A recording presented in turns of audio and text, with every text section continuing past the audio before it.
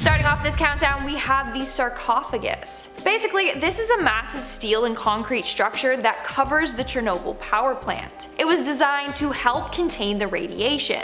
The construction of the structure lasted for 206 days, and those working on it had to work in shifts of no more than 7 minutes. Any more time spent near the reactors would have killed them. But still, they did sacrifice their lives building this because thousands of workers still died from exposure to the radiation. Those that survived got severely ill, and majority of them developed cancer. Nowadays, the sarcophagus is still there, but it's beginning to crumble. In 2019, they were in the process of dismantling it because it was going to collapse. So a new one is currently being installed. That's probably the scariest thing in Chernobyl because of how deadly the building it's containing is. Coming in at number 9, we have the gas masks, and if you guys are liking this video or want to see part 3, then smash that like button. Chernobyl already looks like the place where an apocalypse occurred. Buildings are completely abandoned, run down, and overgrown with nature. What doesn't help is the piles upon piles of gas masks scattered all throughout Chernobyl. This really adds to the eeriness of this place, and again, makes it look like a place where a zombie or alien takeover occurred. In fact, there is one room inside a school which is just completely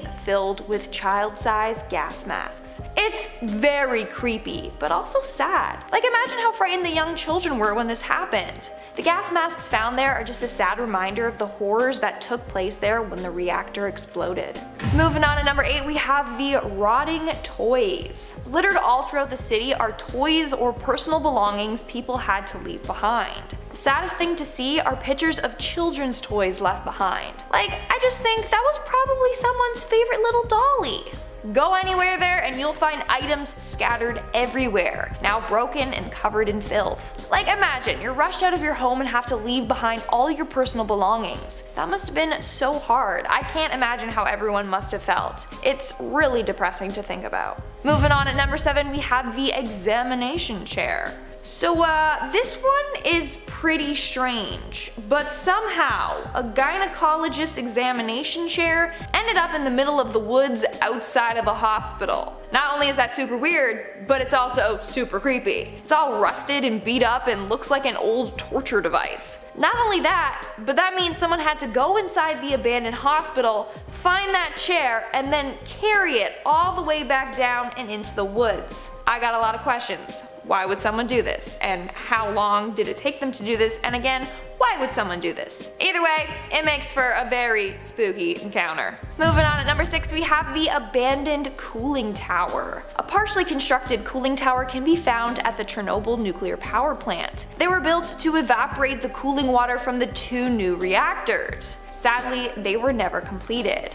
Now, these things are massive. The diameter was over 120 meters and it stands at 150 meters tall. Obviously, after the accident, there was no need to continue on with the construction of this, so the government just left the towers there along with everything else. Eventually, over time, nature will have its way with it and it will start to erode and crumble. It's just crazy seeing all these abandoned infrastructures. Imagine how life would have been if that explosion never happened. We're now at our 5th and halfway mark with the toxic river. There's a river that's just filled with radioactive water right near the reactor. The scariest part is, despite how toxic the water is, a bunch of aquatic life live there. In particular, giant catfish. Yes, giant catfish. A video from 2016 shows a massive catfish swimming in the water. People originally were like, oh my god, what the heck is that? It must be some sort of mutated animal. Later, it was just found out to be a giant catfish. But still, what the heck? And it's the fact that they have adapted to be able to survive in that highly toxic water. Like, that just baffles me. Not only that, but they can thrive there because the water has no higher predators. Obviously though, you're not allowed to go fishing there.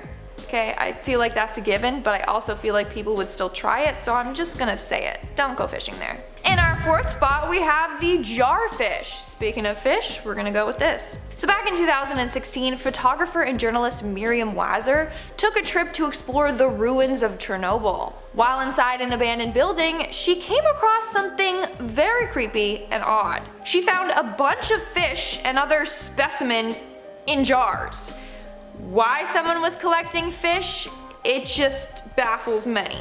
And they weren't even like proper beakers or science mason jars. No, it looked like someone emptied out their jar of pickles and then used it to store the specimen. I think it's best if those remain untouched. Like, can you imagine how stinky they would be if they were open nowadays?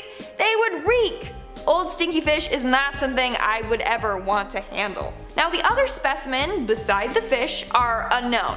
No one knows what the heck they are. But if you know, let me know in the comments below. Coming in at number 3, we have the abandoned hospitals. The hospitals at Chernobyl are quite eerie. They're just filled with rusted, empty hospital beds, littered syringes, and more. The walls and floors are cracking, and there's dirt and questionable red marks on the floor. I think the saddest thing though is that these hospitals are often trashed with medical supplies just tossed everywhere. The days after the explosion happened, people were frantically rushing to hospitals. Hospital staff were overwhelmed by the amount of people there. This moment is still preserved in the hospitals to this day. It's pretty dark once you think about it.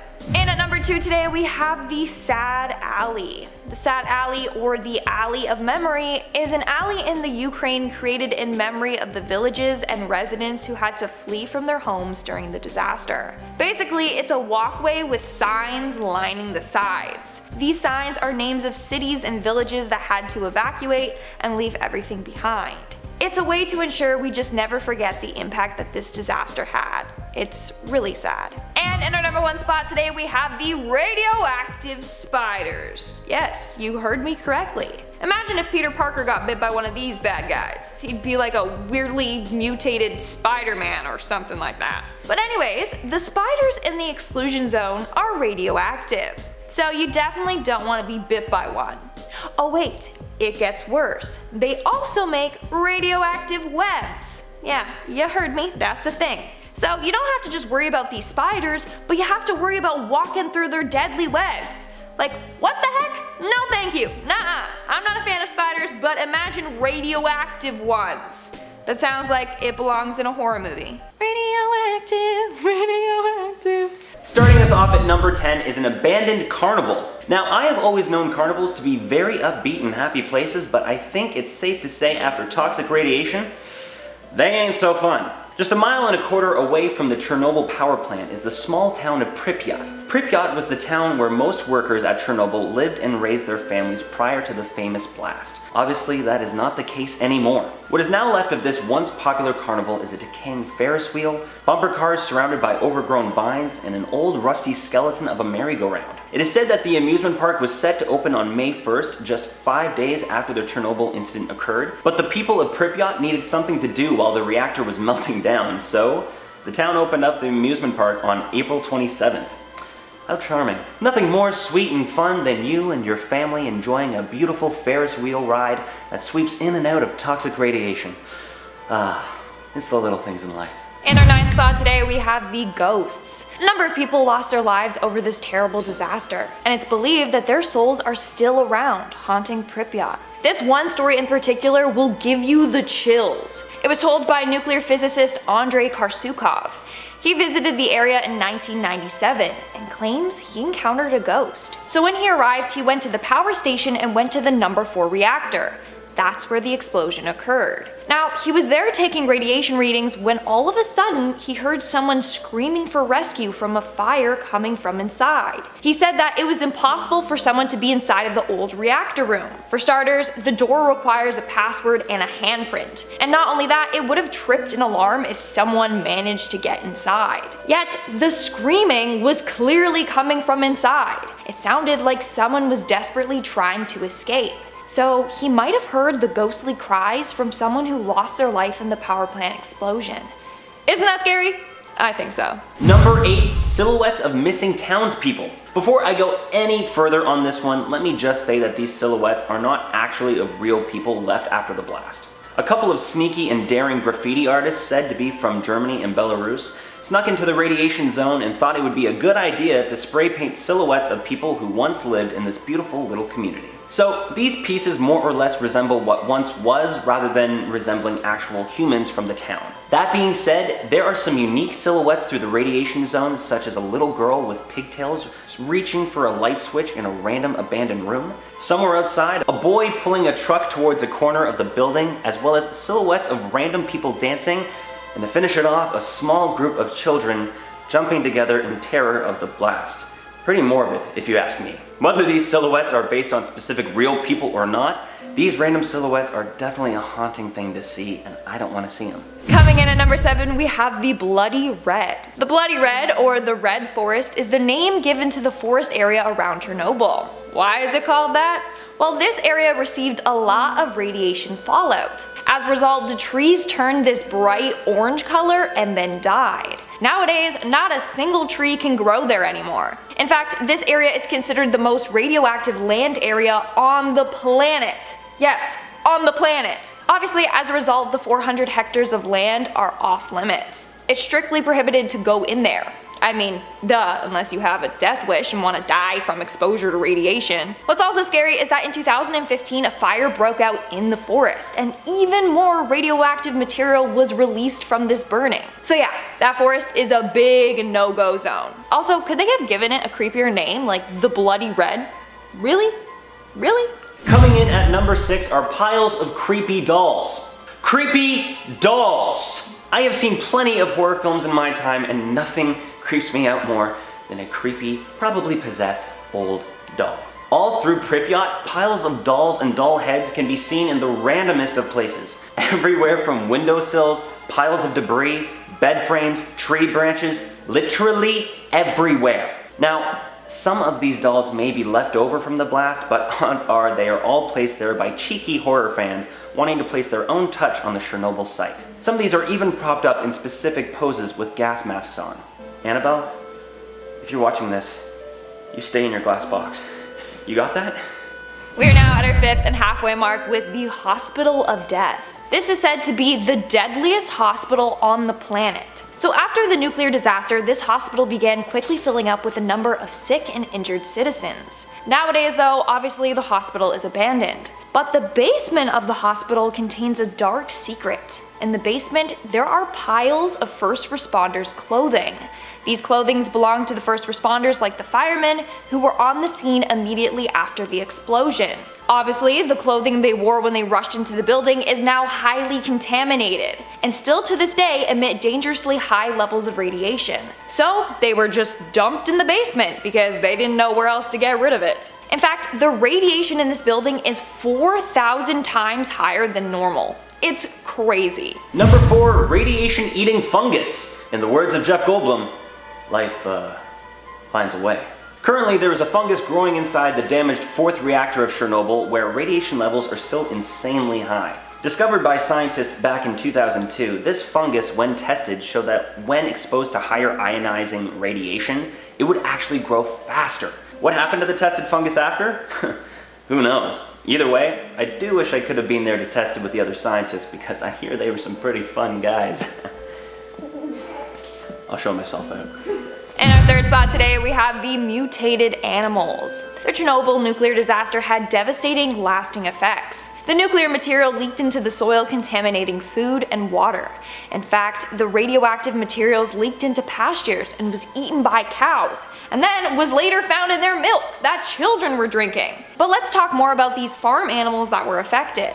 There were tons of weird mutated animals born near the disaster zone after this incident. Pigs, goats, and horses were born with messed up faces and extra limbs, or were just weird colors. Nowadays, there's a lot of stray dogs that roam the area. Sadly, because of their exposure to the radiation, they don't live a long life, and they may have a number of health issues. Coming in at number 2 is quite possibly the strangest but most obvious thing you will find in all of Chernobyl. Tourists! Apparently, around 12,000 tourists visit the exclusion zone every single year. One tourism company promises 11 hours of excitement with a respirator and a dosimeter included. There are even some nearby hotels that request you leave your radioactive shoes outside and don't bring them into the hotel with you once you return. No matter how safe or unsafe you think it is to visit the exclusion zone, quite obviously thousands of people from around the world go and visit every single year.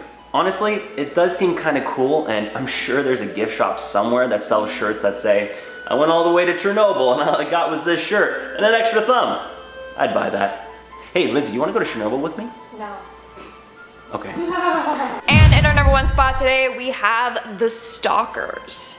This is absolutely insane. I don't think you guys are ready for this one. But the Stalkers is the name given to a group of Russians and Ukrainians that romanticize the apocalyptic environment of Pripyat. They sneak into abandoned buildings and explore them. Sometimes they even sleep over there. Also, to make matters weirder, they bring a gauger counter to see how much radiation they were exposed to on their journeys. Not only that, but apparently they also like to eat the fruit that grows in the danger zone. Like, this is their definition of fun, and they just love it. I highly recommend you don't do this, for a number of obvious reasons. But like I said, the Stalkers love this. Starting off this countdown, we have the residents. Believe it or not, but there are people that still live in Chernobyl, even though it's highly dangerous to do so. It's estimated that there are around 130 to 150 people currently living there. Many of them are older women. In fact, they have been given the name Chernobyl's babushkas. Now, you may be wondering, how do they live there when there's no operating grocery store and stuff like that? Well, they live off of the land. They are still farming their family's land. The thing is, the water and soil there is still highly contaminated. So why would they take this risk? Well, one of the elderly ladies featured in a documentary about Chernobyl's babushkas said, and I quote, "Radiation doesn't scare me, starvation does." After the nuclear disasters, these ladies fled their home, but over the years they have all come back. Despite there being no hospitals or grocery stores, they don't care. They just want to be on their homeland. And turns out their bodies have somewhat adjusted to the high levels of radiation there. In our 9th spot, we have the radioactive animals. And if you guys are liking this video so far, then make sure to give it a big thumbs up. The nuclear power plant explosion had a lasting effect on the animals in the area. First off, families had to flee their home and leave their pets behind. As a result, a number of stray dogs that are descendants of those dogs still roam the area. But it's not safe to pet them, no matter how cute they are. And sadly, because of their exposure to the radiation, they don't live a long life. And many of them have health issues. Another animal that is highly radioactive there are the boars. This is because they eat grubs, tubers, and roots in the soil where the radioactive isotopes have settled. Not only that, but birds and rodents have been found with tumors and cataracts, all from being exposed to the radiation in the area. Coming in at number 8, we have the creepy doll beds. There are a bunch of people who go around Chernobyl purposely trying to make it creepier. They have been given the name the disaster tourists. They have been known to take creepy old dolls and place them on windowsills or hang them from buildings, etc. They also did this really creepy thing in an abandoned school. They rearranged a kindergarten classroom and placed a doll on every single one of those dilapidated beds. That literally looks like something straight out of a horror movie. Seriously, out of all the abandoned places there, that one looks like it would for sure be haunted. In our 7th spot today, we have the ghostly figure. There are tons of ghosts that haunt Chernobyl. I mean, any place where a huge tragedy takes place is bound to be haunted. In this case, the ghost was captured on live TV. So Sci-Fi Channel's Destination Truth went to Chernobyl and conducted a number of paranormal investigations. They even went to Reactor 4. While there, they saw a human figure appear on a thermal imaging camera. They believe that that is the soul of a worker that died from the explosion. They also checked out a number of abandoned hospitals and saw multiple figures moving throughout the hospital on the thermal imaging camera as well. Isn't that spooky? Moving on to number 6, we have the elephant's foot. The elephant's foot is a large mass of black coria. It's given the name the elephant's foot because it's shaped sort of like an elephant's foot. Now, this thing is highly deadly. It emits high levels of radiation. Anyone exposed to it for minutes could die from radiation poisoning. And guess what? Although it's not as active as it was back in the day, it is still generating heat and still melting down into the base of Chernobyl. The scariest part, if it comes in contact with water, another explosion could occur. Now, eventually the elephant's foot will cool on its own, but even then it will still remain highly radioactive. And no one should ever go near it. We are now at our 5th and halfway mark with the raccoon dog. This is a really freaking weird animal found in Chernobyl. When people first saw it, they actually thought the radiation caused a dog and a raccoon to just fuse together. Basically, they are found all throughout the exclusion zone. and they are thriving there. It's crazy to see how they have adapted to live in a highly radioactive area. Now, these things are freaking cute. In fact, they are the most observed animals in that area by scientists. Coming in at number 4, we have the firebugs. These are tiny but deadly radioactive bugs. They were discovered back in 2011 when two friends were out collecting flowers in the exclusion zone. Don't worry, they were doing this for scientific reasons, to study the pollen, not to just create a deadly radioactive bouquet of flowers. Anyways, while doing so, they came across these firebugs. They then went around collecting hundreds of these bugs, some from areas with higher levels of radiation and some from areas with lower radiation levels. In the end, they found that those exposed to higher levels of radiation had deformities. I mean, yeah, just as you suspected. Either way, you don't want those bad boys crawling on your skin for a number of reasons. In our third spot today, we have the mutated wolves. The wolves from Chernobyl are another animal that are most commonly studied by scientists. In fact, some have been tagged with GPS collars to help track the levels of radioactivity there. Here's the thing. There was this whole scary legend going around that the wolves living there got mutated and were now highly aggressive and massive in size. There were stories being told of these massive wolves hunting down humans and attacking any and every animal. Turns out that this was false. But here's something interesting. Scientists believe that the wolves there have been mating with the dogs there. And in the end, they are creating these large dogs that look like wolves. It's pretty interesting. I want a wolf dog. Another interesting thing is that research has shown that the radiation isn't really affecting them. In fact, the wolf population is thriving there. As a result, they have concluded that humans have a greater negative impact on animals' lives than radiation does. Isn't that insane? It is said that there are around 300 wolves living in the exclusion zone. But again, like all the animals mentioned on this list, they are highly radioactive and dangerous to get close to or even pet. Coming in at number 2, we have the tombs. This is one of the saddest things at Chernobyl. But basically, a number of individuals that got exposed to the radioactive materials and died had to be buried in basically a big concrete coffin. Let's take a look at a man named Vasily Ignatenko. On that day, he went to the roof of the power plant to extinguish the fires. Sadly, he was exposed to a lethal dose of radiation and passed away. He was only 25. Now, his body was still radioactive. So Vasily, along with 27 other firefighters, were buried under big amounts of zinc and concrete. They did this to protect the public from the radiation emitting from their bodies. They were buried all around the reactor. It's really sad that they didn't really get a proper burial. I mean, they couldn't. It was too dangerous to go near their bodies. And in our number 1 spot today, we have the blackbird of Chernobyl. According to some survivors of this accident, they claim that shortly before the nuclear plant meltdown, they all experienced nightmares. They also received threatening phone calls and had encountered a huge winged bird creature. Legend goes that these were all warning signs that the disaster was going to happen. The creature they saw was a large creature like a man with huge wings and red eyes. Some even claim they saw it over one of the reactors as it went through the meltdown. This creature has been given the name the blackbird of Chernobyl. So legend goes, if you were in Chernobyl and you see this creature, then something bad is going to happen.